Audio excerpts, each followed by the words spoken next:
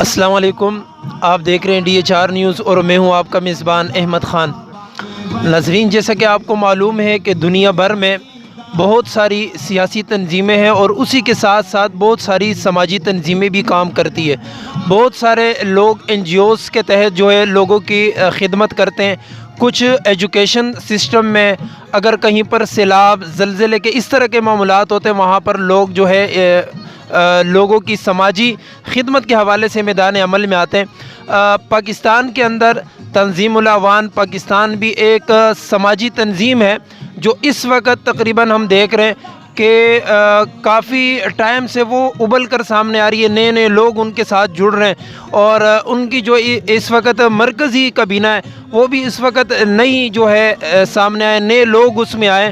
ہمارے ساتھ اس وقت موجود ہیں تنظیم الاعوان پاکستان کے مرکزی چیئرمین ملک فاروق اعوان صاحب۔ سب سے پہلے میں DHR نیوز کی جانب سے ان کا شکریہ ادا کرتا ہوں۔ سر، بہت بہت شکریہ، آپ نے ہمیں قیمتی ٹائم دیا۔ تھینک یو، بہت مہربانی کی آپ کی۔ سر، پہلا سوال آپ سے یہ ہے کہ جب سے آپ آئے تنظیم الاعوان کے چیئرمین بنے، ہم دیکھ رہے ہیں کہ اس میں جو ہے اور لوگ آپ کے ساتھ جڑ رہے ہیں، اس میں مزید بہتری آ رہی ہے، ایکٹیویٹیز میں اضافہ ہو رہا ہے، اس کی وجہ کیا ہے؟ تنظیم الاعوان پاکستان جو ہے وہ ایک کلی طور پہ غیر سیاسی اور فلاحی تنظیم ہے۔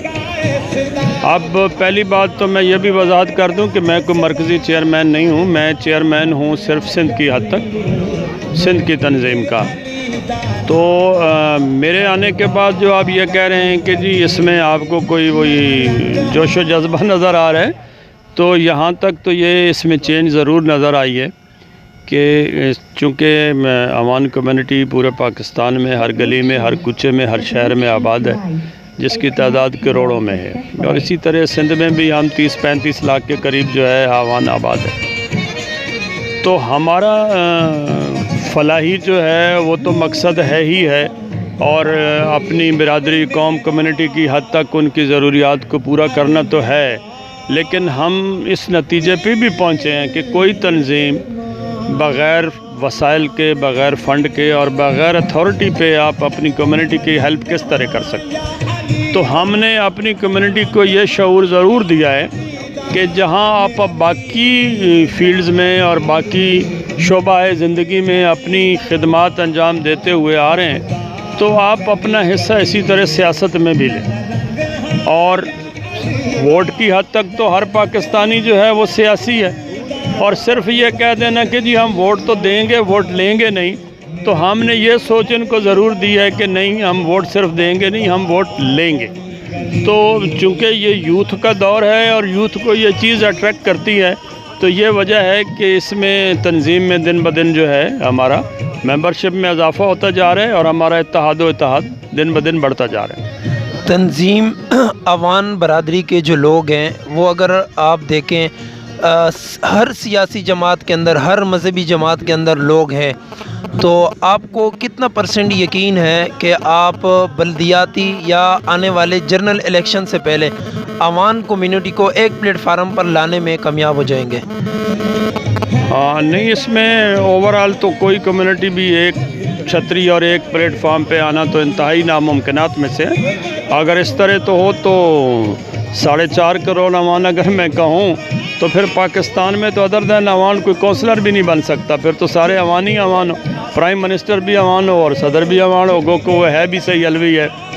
تو بات صرف یہ ہے کہ یہی ہماری بدنصیبی ہے، اور یہ ہمارے ساتھ جو ہے یہ سیاسی پارٹیوں کا ہی کھیل ہے کہ ایک حلقے کے اندر ایک ٹکٹ ہمیں پارٹی دے دیتی ہے، ایک ٹکٹ ہمیں PTI دے دیتی ہے، ایک نون دے دیتی ہے۔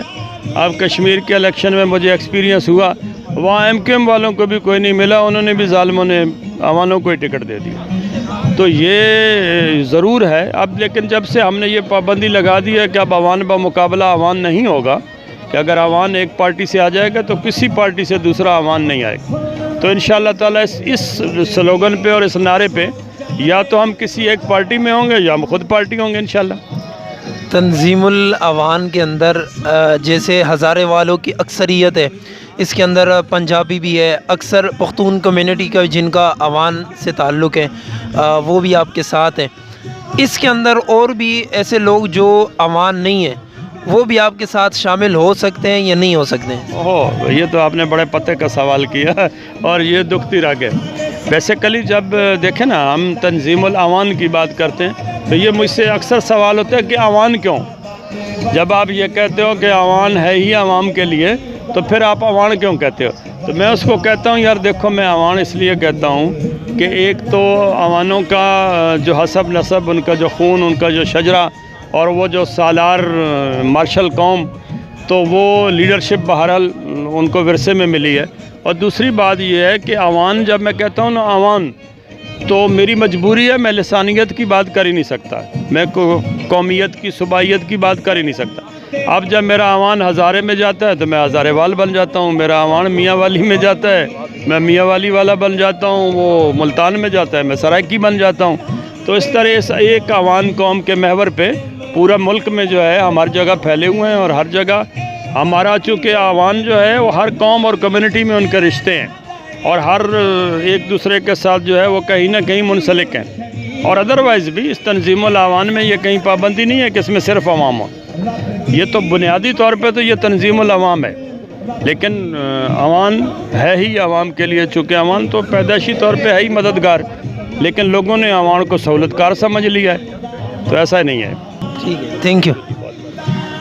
ناظرین، یہ ہمارے ساتھ موجود تھے تنظیم الاعوان صوبہ سندھ کے چیئرمین ملک فاروق عوان صاحب، جنہوں نے ہمیں اپنا قیمتی ٹائم دیا۔ آج ان کے یہاں بہت سارے دوست موجود تھے جو ان کی دعوت پر یہاں ان کے فارم ہاؤس آئے ہوئے تھے۔ ہم ان کے دیگر جو یہاں ان کے رہنما ہیں، ان کے جو دوست ہیں، ان سے بھی آپ کی ملاقات کرواتے ہیں، ان سے بھی جو ہے تنظیم الاعوان اور ان کی ایکٹیویٹیز کے بارے میں جاننا چاہیں گے۔ مزید ویڈیوز کے لیے دیکھتے رہیے DHR نیوز۔